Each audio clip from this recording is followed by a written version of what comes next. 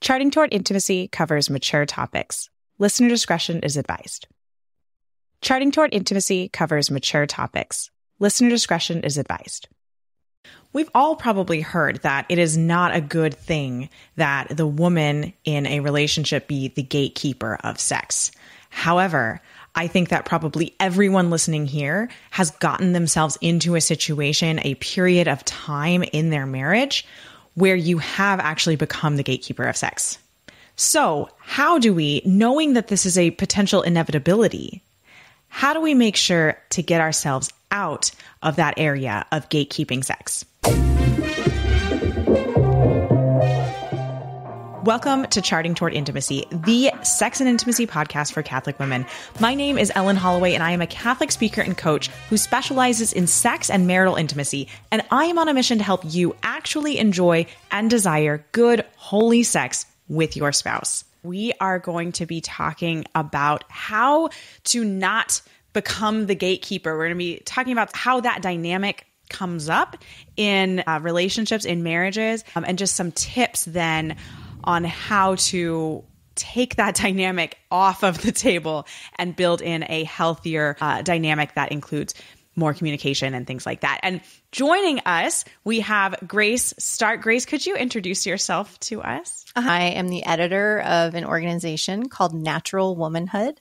We're a nonprofit based out of San Antonio, Texas, that works to promote natural family planning and fertility awareness from an evidence-based standpoint. And we exist because we believe that every woman can learn to understand and know and claim her fertility as good and beautiful. Yes. And if you have not checked out Natural Womanhood, definitely check it out. So gatekeeping, this is, I just see this all the time. And I think Grace and I too, we have both experienced this in our own marriages of like this dynamic coming up of the woman becoming the gatekeeper of sex, either because of charting and having the chart and being the one that knows if you're fertile or infertile. And so therefore like kind of knowing if you're trying to avoid pregnancy, like when is a green or a red day, or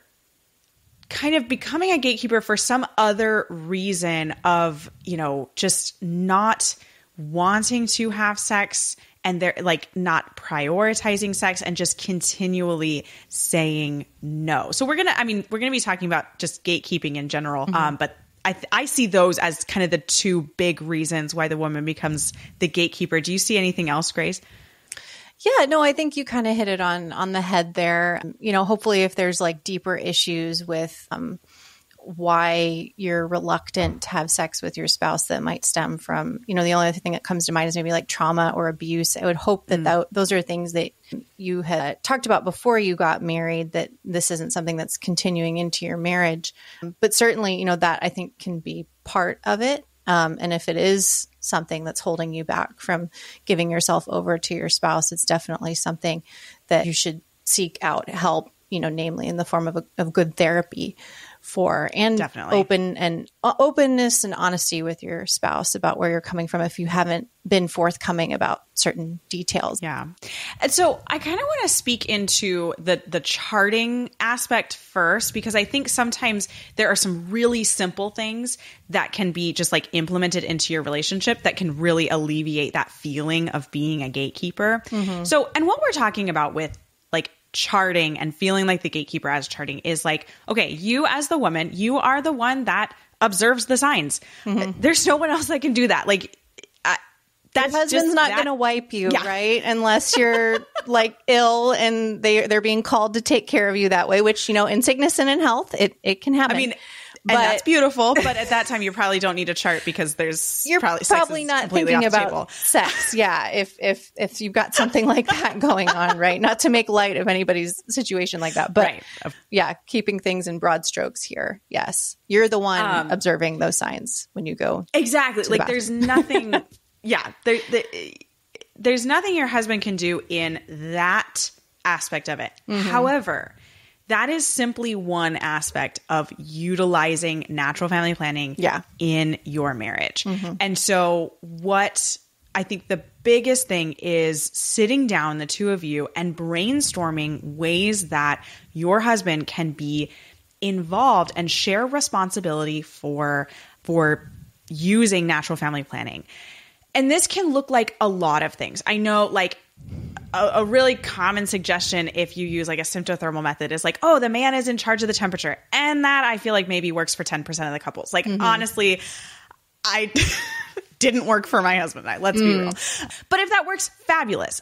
However, like if you use a device like perhaps a temp drop or the Clear Blue fertility monitor that has a step that needs to be done of like a read time or a syncing that needs to be done, that is something that your husband absolutely could take on. And it wouldn't be, I don't see it as a very difficult thing, right? So I'm just thinking of like the temp drop that I have. Like I could take it off in the morning and then just put it on his side of the bed. And it's like, you're in charge of syncing that. And it syncs to the app. Or I've heard of lots of couples who use the Clear Blue fertility monitor. And the husband is the one who actually like, because it takes 5 minutes for it to read, which is a really long time. I mean, it's not that long, but it feels like forever. Time, yeah. And so like the husband can actually be the one who like looks at the monitor and puts that in the chart. I think too, another one of just like kind of like shared charting in, you know, if you chart on an app, like you can share it on both of your phones. Yeah. Yeah. You can share it. Yeah. You can like both be logged in on the app and just like share in that interpretation of the chart too. One thing that was like so beneficial for my husband and I is actually when we were being trained to become instructors and he got like, you know, he and I both, right, got this crash course in like everything that has to do with like finding the fertile and infertile window. Like he and I are at equal levels of being able to read the chart and say, oh, we're in the fertile window right now. We're not in the fertile window. That's crucial. And so I think that is crucial is like, that both of you be able to interpret the chart and to where the woman is not the only interpreter. Yeah. So those were my big things. What else, Grace? What are you thinking of? Yeah. I mean, I'm super old school. I still chart with a paper chart. I have never been able to get back. I've never been able to get into an app or anything like that. And I worry about like data sharing and that sort of thing because some are more private than others. But I just like having a paper chart. I like having a log in my hands of my fertility over the years. As far as we use symptothermal as well, as far as like the temp thing, you can kind of do what you're talking about with, you know, one of the wearable devices, the temp drop or whatever. And with a thermometer that goes in your mouth, the basal body thermometer that just saves your last recorded temperature, which mine does. So like I take my temperature in the morning and then I just put it on my bedside table. And so a lot of times my husband will be the one to walk over, you know, in the evening and click it on and record the temperature for the day on my paper chart. And then at that point, that prompts him to ask me, okay, what kind of day was it today? What did you see? What symbol should I be putting down? You know, that sort of thing. So yeah, absolutely. Having your spouse have the same level of buy-in on the knowledge of how to like fill out a chart, whether or not it's inputting it into your chosen app or on your paper chart, like what do each of the symbols mean? You know, just like that kind of stuff, making sure, like you said, that you're at that same level of knowledge about the how-to of the charting. And then wherever possible, having your husband be the one to input the data, because then they can see just in real time as you can what the data says, right? If you both know how to interpret it, it's right there in front of you. And, you know, sometimes it's funny. My husband will be the one who'll look at it and because he's the one putting in the data and he'll be like, oh, okay, we only have one more night or whatever. And then the next day I usually get a text like, what kind of day was it today? Because he's anticipating, right? Like day number 4 is coming up or whatever, you know, when you're breastfeeding and trying to set your basic infertile pattern or whatever. So when they know just as much as you do and know the right questions to ask, all of that can be ways so that it's a shared thing, that you're not this gatekeeper of this knowledge that you have. And honestly, like it helps keep me accountable to charting too. And he knows that. Over the years, we've been married for almost 10 years now. Like, he knows that if he doesn't always prompt me, like maybe just through a text during the day, like, hey, what kind of day is it looking like? Or, hey, did you take your temp and happen to see what it was this morning? Or before we go to bed that night, do you have your thermometer right next to you? It keeps me accountable to making sure that during the day I am doing the observing that I need to be doing, because I can fall into the pattern of just being like, I'm not going to look this time when I go to the bathroom, or, just it keeps it in my mind too, which is important because I know it's important information to him. So, well, and I think a key here is just kind of like equivalent buy-in of both you and your husband. And if your husband shares the responsibility for natural family planning, then like there's a reason that he should have buy-in to this, because if he encourages you to chart as well as you possibly can, then there's going to be, like, if you're trying to avoid pregnancy, there's going to be less abstinence, because the better data you have, like the smaller your fertile window is going to be. Like pretty much across the board. Like if the more confident you can be charting, right, in the decisions that you're making together, right? Yeah. And I think therein lies, again, where NFP just has this incredible ability to bring things to the surface in your marriage, whether you want them brought to the surface or not, right? Like if you're having a really hard time getting the level of buy-in that you expect from your spouse on this, start asking the questions. Why? Why are you not with me on this? What do we need to do so we're on the same page? Do we need to take a refresher course? Do we need to do, another like consultation with our teacher? A lot of teachers, are just waiting to be reached out. If you have questions. I've talked about this on the podcast before. Yeah. So, of just like, we're just sitting around like, hey guys, ball's in your court. We're like, we don't know what you need. Exactly. Like, just let us know. Exactly. So, and not an accusatory way with your spouse, but like, what do you need to have more buy-in on this? Because if it's going to work, we both have to be on top of it. And so, that can bring up other issues like, well, maybe your spouse doesn't really believe it works that much, or maybe they have some resentment towards it or something. And these are all really important issues to talk about as a couple that is using NFP for their primary family planning. It's going to lead into other questions about like, what is it that we're trying to do this month, and how, if you don't seem to have that much buy-in, I thought you didn't want to have another baby anytime soon, but what I might be hearing if you don't have the buy-in on this is that you might be a little bit more open to having a baby than I'd realized. And is that true? There's all sorts of conversations that can be spurred out of this that don't have to be, like fights. That Absolutely. can help bring things to the surface that need to be talked about, because that's just what NFP does. Really. I think that's something really important to remember is like, don't come at this assuming it's going to turn into a fight. Yeah. Like, because when we assume, right, you make an ass out of me. Yeah. But truly, like, if we assume a conversation is going to lead to a fight, it's going to lead to a fight. Yeah. It will.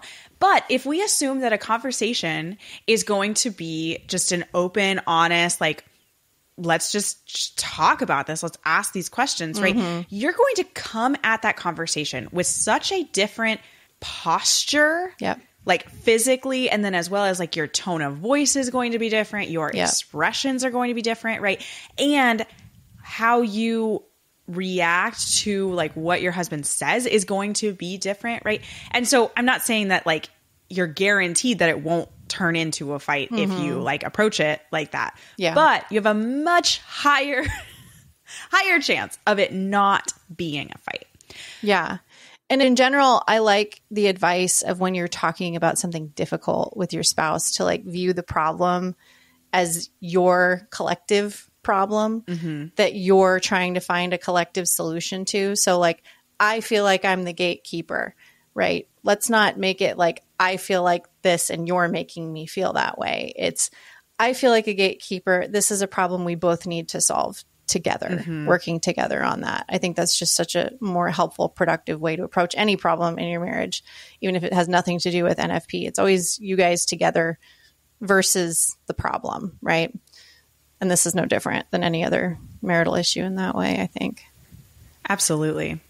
I think another space that I'd like to speak into is I come in contact with a lot of women, and you listening might be kind of in this boat of like, okay, everything that you're saying is not applicable at all because my husband has just said, I don't want to use NFP. I don't want anything to do with it. Like, this is your problem. And I just want to say first off, like, I feel for you if this is your situation. This is a very difficult situation. I think this comes up a lot of times if you have, a disparity of cult marriage. Sorry, I'm using all theological terms. I should have said that normally. If you're married to a non-Catholic or if you're married to a non-Christian, especially, is when these kinds of things come up. And I think something to kind of try to switch your mindset on is if you feel like the gatekeeper of sex, and this is your situation, very likely you are in fact the gatekeeper of the information about your fertility. You're not the gatekeeper of sex, but it feels like you are. But you actually are in fact gatekeeping the fertility information. And so what I want you to do is find a way to regularly communicate your fertility status to your husband. Whether that is like daily sending him a text of like, by the way, I'm still in my fertile window. Looks like maybe 3 or 4 days from now. It kind of depends on, what I see, what I'm tracking, right? And like keeping that open communication about where you are in your, even if he doesn't want anything to do with the charting, he doesn't want to help with the charting, he doesn't want to help with interpreting, you can still make sure that he is aware of where you're at in your fertility cycle. I think that is a huge, like, it opens the door to communication and it can really alleviate that feeling of being the gatekeeper, because like whether you realize it or not, you can very easily gatekeep that information if your husband wants nothing to do with the chart. Because if he's not looking at it, he doesn't know. Yeah. And that's I think that's a really great point, that there's gatekeeping that can happen in different ways. And if you are in a situation where your spouse doesn't seem to want to have anything to do with NFP, but you're still keeping that information, that line of information open, and they still, approach you, they still try to initiate and you're in a fertile part of your cycle, then, you're not really the gatekeeper so much there, because they have the information. They're making a decision based on information, which tells you that, they are open to the possibility of, conception possibly happening. And so at that point, that might be a great time for you guys to have a conversation that you've been needing to have. Like, well, I did tell you, that I am fertile. And then let them know I am or am not open to the possibility of conception right now. It seems like you're telling me you are open. So how do we feel about this? And who knows what information, what conversations can come from that sharing of information, especially if there's a spouse who's been like really reluctant to be out in the open with some of these conversations. Yeah. And I recommend actually like sharing it either like via text, email, or like with your words. I've heard a lot of like jokes about, oh, we have a bowl and there's either green marbles in it or red marbles. Please don't do that if this is your situation. Like if you have a different dynamic and like that's just a funny way that you guys communicate, great. Like that's fine. But we're talking about like if this is your situation where your husband doesn't want anything to do with charting, communicate it with words. Please don't communicate it with like a sticky note on his side of the mirror or something like that. Because what we want to do is open up the lines of communication. Because I think, and Grace, you said this before we even started recording, like the main issue here with feeling like the gatekeeper is a lack of communication somewhere. Somewhere along the lines, there's a lack of communication. And your job is to kind of like sit down and figure out, okay, where is the lack of communication and where can I make sure that communication then happens, right? Is the lack of communication that I'm not, sharing the information about my fertility? is the lack of communication, that we haven't really sat down and talked about discernment very much. And so we're not even really sure where each other lies on the, do we want a baby? Do we not want a baby right now? Right? Are we avoiding or not? Does the lack of communication lie deeper into just like a discomfort in talking about sex and pleasure and intimacy? Yeah. Is there a discomfort in initiating, and those are just a couple of examples, but it's like, you need to figure out where the communication problem is happening and then work from there. And then two, being honest with yourself, asking yourself, like, what have I possibly done to feel like the gatekeeper? Especially if you do have buy-in from your spouse with NFP. So like flipping the script here a little bit. You've got a spouse who has the buy-in, who has the knowledge, and yet you're still feeling like you're the gatekeeper somehow, and I think at that point it requires some honest questions of yourself. Like, am I ever initiating? Does he feel like he's almost the gatekeeper in a way because he's the only one who ever initiates? And that if he didn't initiate, we just never would have sex.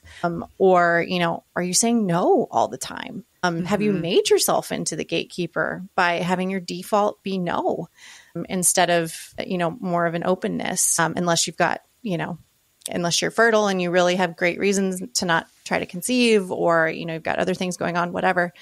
Being honest with yourself too, if you might be contributing to some of that feeling of gatekeeping is important. Yeah, I think when something that's so common, in marriage, because we're both fallen human beings and we're trying to come together and like live together, it is so easy as soon as there is a marriage problem to just be like, well, it's the other person's fault that this is going on. And it's really important to look and say, okay, every marital issue that we have, and Grace kind of, she kind of alluded to this earlier, like every issue that we have is a shared issue. Both of us have contributed in some way. Maybe one person kind of contributed to the issue more, right? But there is some amount of responsibility that you need to take in any of these issues. It's something that Grace and I want to challenge you to do is, she mentioned like, hey, is your default to your husband's initiation no? Is that you? Do you default to no? Because you're always tired, because there's always things to do, because you never feel like having sex, because et cetera, et cetera, et cetera. We want to challenge you to change your default to yes. That unless there really is like some big reason why you can't have sex right now, like just say yes. Yeah. Even if you're not feeling it, even if you're not ready there, right? Like this is actually something that my husband and I talked about a couple of months ago. And I was like, you know what? I need to change my default to yes. Cause like my default has been no. And I just kind of realized this issue that we had. And I was like, no wonder we're having problems. Right. And so now it's like, if my husband initiates and I'm just like really not feeling it, I know I want to say yes, but I communicate that then. And I'm like, okay, I want to say yes to you, but honestly, like, here's where my head's at. Here's where my energy level's at. Like, here's all of these things. And so if you want to have sex right now, I need your help. Yeah. Like, you're going to have to, we're going to need to spend a lot of time in foreplay, or I'm going to need you to like set the scene right now. Like, give me 10 minutes to go like read my book by myself and like make the bedroom look beautiful, or like whatever it is. Right. And kind of like make that make it a shared issue, right? Your tiredness is now a shared issue. Right. Well, and it's also what we were talking about before. Don't gatekeep information about yourself, right? If you let them know, like, I want to say yes to you right now, but here's how I'm feeling. Here's what's going on in my head. I guarantee that most of the time your husband's going to be like, okay, I'll help you out with that. Right? Like they're like, guys, they're so your husband wants to have sex with you. Yes. And they're so solutions oriented, right? If you tell them, if you do this, if you do X, it's going to help us get to Y, like, or whatever, and they're going to say, okay, I can do that. Like men need that sometimes. Just like, what can I do? Tell me what I can do, and let's make this happen, I think, that gets right back to what we were talking about earlier on with don't gatekeep information about yourself. Don't close down. Don't just, say to yourself, oh, I'm all touched out and I don't even want to get into this with him right now. Be honest. The 2-year-old was hanging on me all day long and screaming at my feet. I have a headache. Whatever, but I'm not telling you no. I'm telling you, here's maybe why I'm not saying yes right off the bat, but if you can kind of help me get into the mood, if you can rub my shoulders for a while and help ease some of this headache I've got coming on, if we can talk about how, you're going to help out with something tomorrow so that I can get some of this off my mind about everything I've got going on this week, they're going to be receptive to that. And right. I hate the very common, like, oh, I have a headache. And that is the same as no. Or like, I just feel like I see like t-shirts that say that, it's like, and it's just really unfortunate because that can just lead to a whole myriad of other issues. And so I think like just something that's really truly helpful in this is our challenge of like, if you change your default to yes, then it becomes an opportunity to communicate about how to fix the problem, right? Like, yes, it would be very good for us to come together right now. So how are we going to make that happen? Huge. Yeah. And then when you do say no, right, then your spouse knows to take that seriously. They know not to press. Yeah. They know like, well, she pretty much always says yes to me. She must really just not be feeling it tonight. And that's okay. And this is an opportunity for me to die to self a little bit. And, either offer the back rub with absolutely no expectations other than that we're going to go to bed and sleep soundly after, like that's an opportunity for them to help them kind of put the pieces together when your no really means no and your yes really means yes, and you do that by being open and honest about when either of those things is true. Absolutely. Yeah. I think that's beautiful. Well, this has been just a beautiful conversation. Grace, thank you so much for coming on the podcast. Is there anything else you wanted to add in? Yeah. And I think there's the gatekeeping thing is a totally normal thing to feel. I don't think you have to feel like, oh, like I'm the only one who's ever felt this way. And this means there's like such a problem in our marriage and blah, blah, like literally everyone, I think, who uses NFP in their marriage, at some point, you're going to fall into that feeling. It's just going to happen. And it goes back to what we talked about at the very beginning of the episode, the reality that you're the one with the information, right? So, because your husband's not going to be wiping you. And I mean, that's just it. We'll just we'll go full circle. We'll start where that says that. Like, I'm the one with the information because my husband's not going to wipe me. Like, yes. So don't feel like this is some insurmountable problem if you feel this way with your spouse, that it's always going to be this like awful feeling and you're never going to get past it. And this means that NFP doesn't work or any of those negative feelings, that can come up when you feel this way. Everyone, whether you have a great marriage or not, I think we all go through seasons of this, especially probably in the trickier seasons like postpartum and those transitional seasons, perimenopause, that sort of thing. So take heart in the fact that this is something that we literally all deal with. And a lot of us have been able to come out on the other side of it. Like, I have not felt this way in my marriage in a very long time. This was kind of same. Yeah. Same. That doesn't mean I'll never feel that way again, because we're human beings and we can fall back into patterns of bad habits, really, of not communicating and that sort of thing. But that's a good check, right? It's like, oh, I'm feeling this way again. Oh, what are we doing that's not conducive to like good communication and a good fruitful sex life together? What can we do better? So, don't feel like you're alone. Don't feel like there's no way out of it. Yes, it's frustrating, but it's also just kind of part and parcel of living this very countercultural lifestyle that we that we live here in NFP land. Yes. I think everything that we've talked about today is really, really solid advice from people who've been there, Right. For who no longer feel that way currently, how you can work through it, and how, ultimately all of these different challenges that we work through when we're living out NFP do make for better, stronger marriages on the other side of these things. So Absolutely. That was beautiful. Thank you so much for saying that. Thanks so much for listening. If you are not already following us on Instagram, be sure to check us out at Charting Toward Intimacy. And if you listen to podcasts on a platform that gives you the option to rate or review, we'd love for you to do that because it helps us spread the word about the podcast. If you ever have questions, comments, or episode topic ideas, please reach out to us. We love to hear from you. You can reach out on Instagram or send us an email. Our email is in the show notes. Until next time.